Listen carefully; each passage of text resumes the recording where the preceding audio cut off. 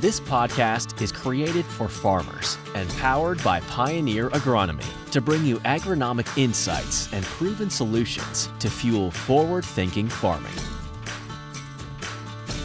Good morning and welcome to this episode of the Indiana Pioneer Agronomy podcast. I'm agronomist Brian Shrader, representing the eastern side of the state, Indiana, and no co-host this morning. Both Ben and Carl had other obligations, unfortunately, this morning that took them away from the podcast. I know they've both spending time with their children, and I love to hear that. And so I took on the duties today and have a really great guest. The next issue or next installment of our Checkup with the Doc series is today. And so looking forward to talking to Dr. Laura Lindsey of The Ohio State University this morning. And so welcome to the podcast, Dr. Lindsey. Appreciate your time and being here. Yep, thank you. So what I would like to do, if we could, this is our next installment of our Checkup with the Doc series, and you were recommended highly by Dr. Sean Castile when we had him on the podcast. And so I know that you have a similar focus, not certainly identical to Sean, but just share with us your focus at the university and then a little bit of your background, including how you ended up as an extension specialist at the Ohio State University. Sure. Yeah, my position is very similar to Dr. Sean Castile's there at Purdue, and we do a lot of collaborative research together, extension events together. So he's great just to have a little bit west to us from Columbus. So I work on soybeans and small grains, which is mostly soft red winter wheat in Ohio. So I'm the extension specialist. So I do mostly extension and research with no formal teaching appointment.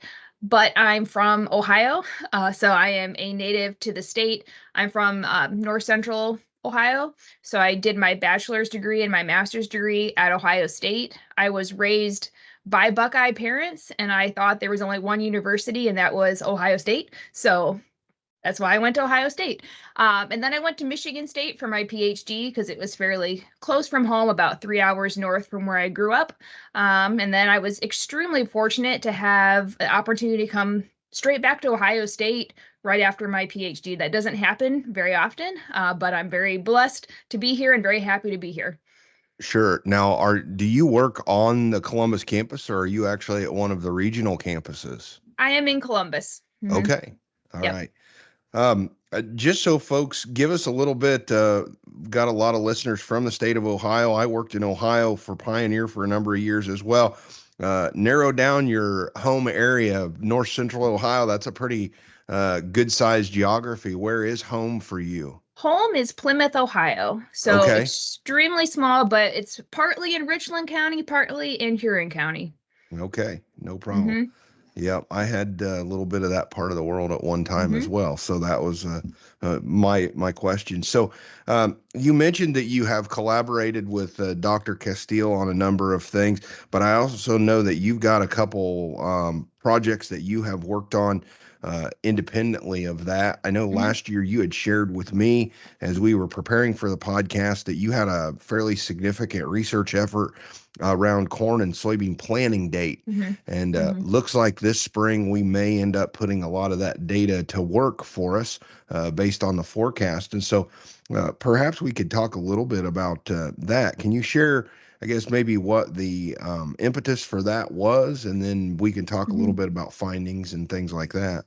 Sure. So for soybean, we know one of the management practices that most influences yield is planting date. My colleague at Ohio State is Dr. Osler Ortez, and we do a lot of extension meetings together, similar to like Dan Quinn or Sean Castile. So Osler will talk to farmers, and what does he say? He says, plant corn timely, because planting date is one of the most important factors to maximize corn yield. And so when we're at these meetings, a farmer will raise their hand, and what does the farmer ask? Well, if I have one planter, what crop do I prioritize? So that's the question. We're calling this trial Battle for the Belt. So it's corn belt versus soybean belt. And yes, we do have a wrestling belt. It's really cool. Oh, nice. It's very nice. They can go to the winning crop. But basically, we had 3 locations last year. and 5 planting dates, but we planted corn and soybean on the same dates, head to head, different fields so we could manage weeds and nitrogen appropriately, but the fields are right next to each other, same soil type, so experience the same weather conditions at our locations to see really which one should you prioritize in terms of planting. So what were those planting dates last year, Dr. Lindsey, given just how early we were able to actually go to the field in much of the Eastern Corn Belt?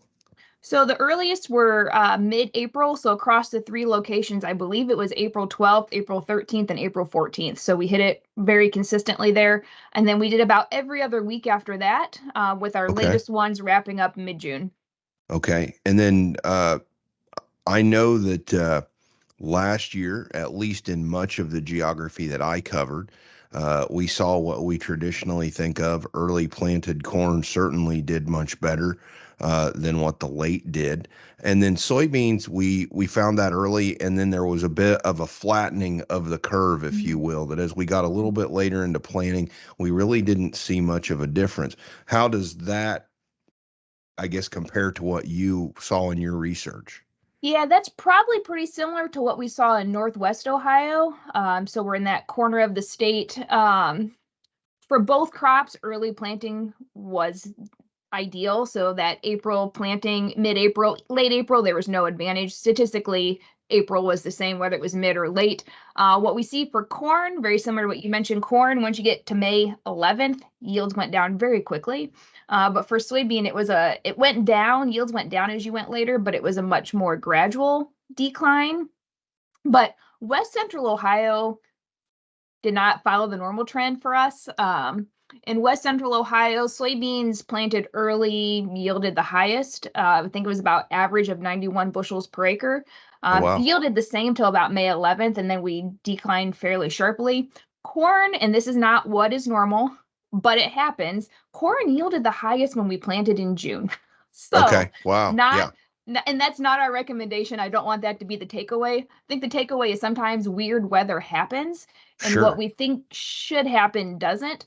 And it was about 250 bushels for June. But what we had in that part of the state, this is right along I-70, probably between about Indiana border and Columbus. So that part of the Okay. state, we had really, really stressful conditions early on. So I went out in May to look, and it was completely saturated and about 38 degrees and spitting snow. And then what happened was we pivoted to be extremely dry, uh, extremely dry. Soybeans didn't seem to care. They looked bad, but ultimately they didn't care when it came to yield. Corn did care. Corn cared a lot, and there was floppy corn. So the Okay. roots didn't develop very well because it was just so wet and then so dry so quickly that there was floppy corn, impacted yields, where our June planting dates were much better. Yeah. You mentioned that May the 11th, as you have analyzed the meteorological data, is there something that you think happened as we moved past that May 11th date that impacted things? That you mentioned that date twice there as kind of a Yep. pivot point. Yep. Do you have anything that you've looked at that you found that think that something happened post May 11th? Yeah, so May 11th was our 3rd planting date at all 3 locations, which is really Okay. cool. We had it all planted. So May 11th keeps coming up because it was the day that was very consistent. Okay. But it really was the turning point in Northeast and Northwest Ohio, and I guess West Central Ohio too. I don't know if it's necessarily, I think it was the weather to some extent. What happens with early planted soybeans, though, is everything kind of develops at the same rate when you plant early. So whether you plant mid-April or late April or even May to some extent, things early planted move so slow. And Okay. it was so cool this year that it ends up like your first and second and third planting date kind of develop all the same Yeah. to some extent because Sure. they don't move very fast in April. Right. I know that Sean has talked at a few meetings that I have attended, and I know even in follow up after meetings, we've got some folks within Pioneers and organization that have talked a bit more about this idea of being able to track soybeans early through GDU accumulation as well. I guess I'm curious on your thoughts. In my mind, that relates a little bit to your comment about things being so slow and early development. I think about those cool temperatures that we often see in the eastern part of the Corn Belt. I'm curious about your thoughts around tracking soybean, especially early development through Sure. GDUs. Yeah, so first of all, we haven't done it. We have, of course, all the data. My student, she went out weekly, which is a lot.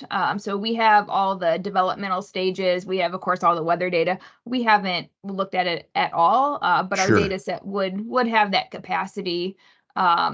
With early planting, we tend to see a longer vegetative stages, a longer period of vegetative growth. And then I also feel Yes. like you get that longer, maybe grain fill period, R5 to R6, where the Okay. other stages may happen later in the year because you're planting later. But about in terms of length of time, they're pretty similar lengths of time. I think that vegetative and seed fill stages are the ones that really benefit from planting early. But Okay. haven't looked at the Sure. GDDs yet, but for sure something we should do. Yep. Okay. Excuse me. One of the other things that I know that you had started out with was this idea that if I'm a grower, I've got one planter, what do I do? 1 year of data, obviously, but I guess based on that, what would be your answer this winter as you've talked to customers, or excuse me, growers with that particular Mhm. question? Yeah, so corn likes to be planted in good conditions, and we've talked to Dan Quinn about this as well at Purdue. Corn likes to be planted into good conditions because you want things to come up nice and evenly. So if you really have good planting days, you probably should plant corn because if you wait, those yields decline very quickly. Soybeans, of course, good growing conditions are always great for soybeans, but they can take a little bit more early season stress, is what we're Sure. seeing. So if you need to push it maybe in less ideal conditions, either early or late, soybean is a better crop to maybe plant under marginal conditions if you Okay. have to. Sure. We'd prefer not to, but if we have to, certainly. And If you have to. I think most grower sentiment would align with that based Yeah. on personal experience as well. Maybe this is a good time maybe to pivot to one of the other areas that I know that you've done some research in, and I know this is a fairly large effort across a significant part of the soybean growing area. And you had mentioned about early season stresses. I know that you're involved in a research project around biological seed treatments, and it's really hard to have a customer interaction and biological specifically not come up, Mm. oftentimes related to seed treatments, but other items as well. And so I, as an agronomist in the industry, and I'm excited to see some extension folks step into the Mm. fray here on this, Mm. because it really is the term that I like to use is the wild, wild west. There's just Yeah. so much out there, and it's very hard to understand. And we need some help with some clarity on what direction to go and things like that. And so, talk to us a little bit about this biological seed treatment Mhm. effort, I guess, if you will. Yeah, so similar to what you mentioned, biologicals are the Wild West. If you just go to Commodity Classic, I was just there a few weeks ago. The whole trade show is full of biologicals, and I call them different modes of actions. There's so many different types of bacteria or other microorganisms. And they do different things. So just there's a lot out there. So we felt like this was a real area where we could help farmers out. And this is a really large collaborative project. So this is one that we are working with Sean at Purdue. We have 20 states total. So we go as far as North Dakota down to Florida, and then Nebraska to I think Maryland. So huge data set. We have about 104 different locations across 2 years. And we tried to pick different biological products that have different microbes in them to have a spectrum. So we're still really working through that data set because we want to look at soil texture, baseline fertility, pH, all of these other things to see where we can get a yield response potentially. But when we analyze the data just across states, there's not a whole lot of yield response. Once in a while, we'll find a location that may be responsive to a biological seed treatment, but it's not super consistent across the U.S. So we really need to tease out maybe where and why we get these responses. Yeah, my student just analyzed last year's data, and he found one treatment that did significantly improve yield across the U.S. Sure. But it was Brady rhizobia. So Okay. Yeah. which is still kind of a cool finding. Yes. And it was about 1.5 bushel yield increase. So we're still working through that data. Sure. I know one of the things that I find interesting is when you see a lot of the claims from some well-known manufacturers in the biological space, a lot of times if you see South American data, that those programs just seem to work better.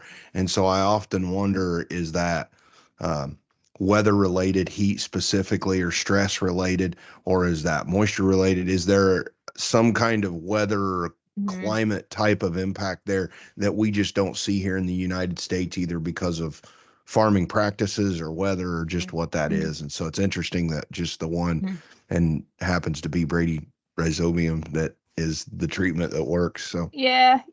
My student's actually from Brazil, so he's provided a lot of really good insight on this. Fascinating. And we think soil could potentially play a role. So you're looking at the Midwest here. We have really good soils. You go down further south, they're more weathered, maybe poor fertility. And with our biological study, we do have southern states. And if we do see a response, it tends to be more the southern states. It's still a small response, maybe 2-3 bushels, but we tend to see more response in the south. And I've had zero response in Ohio. I think Iowa had pretty much zero response. Indiana and Michigan, not much response. But maybe if you move farther south with just more weathered soils, there could be some differences there. And I know Brazil as a country has invested a lot more research in biologicals and also more regulations. So there might be something to that as well. Okay. Well, we've talked about your corn and soybean efforts, I guess, but I also know that small grains are a key part of your research program as well. You had mentioned to me that you had done an interesting planting study on wheat. And when you initially said planting study on wheat to me, I thought, oh, wow, we're going to move the fly-free date. And turns out that that's actually the opposite direction of this. And so I was quite interested to visit with you about this. And so share the details of this particular research project that you've done and maybe your findings on it as well. I think this is, especially for Indiana growers, this is something that comes up quite a bit. And I think we may have some listeners find this very interesting. Sure. So we were really interested in wheat planting date.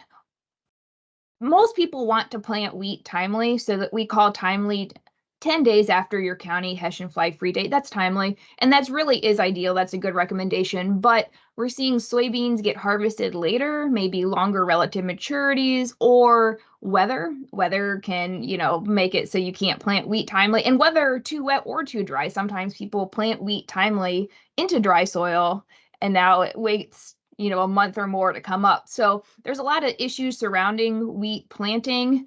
And certainly we want people to plant in that timely window, but we know that doesn't always work out. So there's always a lot of worried farmers about how late can I plant wheat. So that's why we wanted to look at wheat planting date. We have, 4 site years of data in 2022, 2023. And what we're seeing is still that 10 days after the fly-free is ideal, but if you get pushed later because of the weather or some other factor, you probably don't have to panic as much as what you would maybe 30, 40, 50 years ago. So we have a picture in our Ohio agronomy guide where if you get 20 days after the fly-free, yield declines very sharply. And what we're seeing now with our data is there is a decline, but it might be a little bit more subtle than in the past. So if you look at our weather data, and Indiana would be included in this as well, that fall freezes are coming later. And I feel like our falls are warmer than what they were in the past. And the data supports that as well. So we planted wheat the first week of November in our studies, and it did yield lower, but not as drastic as what you might think. Sure. Um, is that a project that you're going to continue, or your 2 site years of data? That, again, this I think is probably more applicable for growers in the eastern part of Indiana and the western part of Ohio. And so I'm curious your thoughts on moving forward with this study. Yeah, so we have 2 years, 2 locations. The problem, which is maybe a nice problem is to have, it was the best wheat years ever. So Sure. 2013 was the best wheat year ever. I think the average state yield was like 90 bushels. So probably not the best time to revise our planting date recommendations based on the Right. best years ever. So it's really cool data. It shows how resilient wheat is, but we are repeating it this year and we'll repeat it again next year. Our first set of studies was looking at interactions of planting date and seeding rate. And the seeding Okay. rate part I feel good about. So we're now doing planting date, but with spring nitrogen. So the question there is, if you plant later, you have reduced growth, you need to change your nitrogen management in the spring. So still doing the planting date, but a new twist on it in the spring. I know when we get in this, I guess maybe getting a little bit into the details, but I am curious because this is actually top of mind right now because we've got so many growers starting to top dress their wheat. With those late plantings, oftentimes one of the concerns is with fall tillering versus spring tillering. What did you look at tillering number, and was there a large discrepancy between those early planted fields, and then how did they respond to tillering in the spring? Yeah, so fall, yes, there were very, very big differences with planting date, and I'll even say plants, not even tillers and plants. So I went out to count tillers the day before Thanksgiving because I didn't want to spend time with my in-laws. So you can don't share this in Michigan, but I was like, boy, I really need to count tillers. And but there were 0 plants up. So I mentioned we planted that first week of November. First week of November, going right before Thanksgiving, there were 0 plants. 0 plants. But where you have the timely planting, I don't know how many plants or tillers, but it was a nice Sure. full stand that you'd like to see. So nothing in November. Then, going into harvest, that planting date yielded 10 bushels less, 15 bushels less than timely planting. So yield reduction, but boy, for having 0 plants in November, Yeah. that's pretty cool. So there is, I get tillering capacity for sure in the spring. With these poor stands or thin stands in the fall, a lot of times we might see heavier seeds, so maybe more kernels per spike or heavier seeds. So it's very similar to soybeans. If you have a low stand, you might have bigger seeds or branching and more pods. So these plants, not corn as much, but wheat and soybean can really compensate very well for less than ideal stands. Okay. All right. Well, I guess we'll change the subject a little bit. I'd be curious, you sat here, you're preparing for the 2024 planting season. We've talked about 3 major research initiatives for you that sound like they're going to continue, but I'd be curious, anything you can give us a little bit of insight on for 24 that you're excited to look at and work on? Yeah, I have a lot of graduate students, and every time I talk to a graduate student, it's like in that moment, that's my most favorite project. Okay. So I'm excited about everything. Planting date is extremely exciting to me, especially to see how corn and soybean respond to the exact same weather conditions because they respond very differently. So that's really exciting. With our planting date research, we take a lot of side measurements. So this year we're adding slugs. It may not be super relevant to Indiana, but Northeast Ohio can suffer from slug damage. So we're going to put out slug traps with our entomologists. So those additional measurements are always kind of fun to see. We have yield and we have stand, but to get to the why, what is the why behind that? Super. Yeah. And there are times certainly that slugs can be a major issue for us.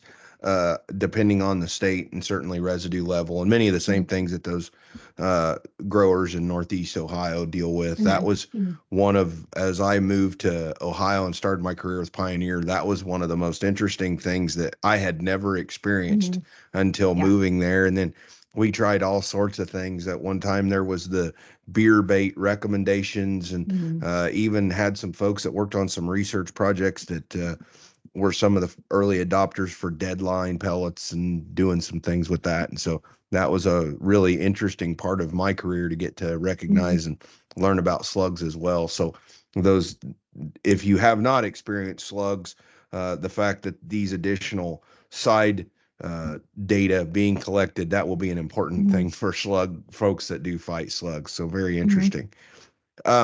I guess a couple things that I would like to kind of finish up with. We've talked about corn, soybeans, wheat. What is one thing that you think every grower should know, or you would expect a grower to have known about, that oftentimes in your conversations at your extension meetings, or maybe one-on-one, a phone call to the office or something like that, that you're surprised? Maybe it's baseline information that you feel like it would be helpful to them as a producer. Maybe it's something that they maybe don't know but should.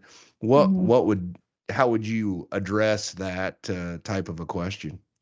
Yeah, sometimes I think maybe the foundational practices maybe get a little lost. And so sometimes I'll get questions about biological seed treatments or micronutrients or other things, vegetative application of a foliar fungicide. And I'm not necessarily saying these are all bad practices, Right. but really having the foundational down first. I had a conversation, it was many years ago, with a farmer I was working with, and he wanted to know about gypsum.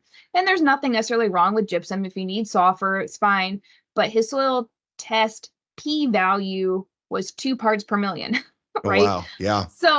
So like I always try to tell people, make sure you have the foundational weed control, planting date, variety selection, your baseline seed treatment, all of that worked out, and then maybe work your way up to some other higher management practices, but don't start up there. Get that foundational set. And it's not as maybe as fun or as attractive as doing other things, but you really do have to have the foundation. Yep. Okay.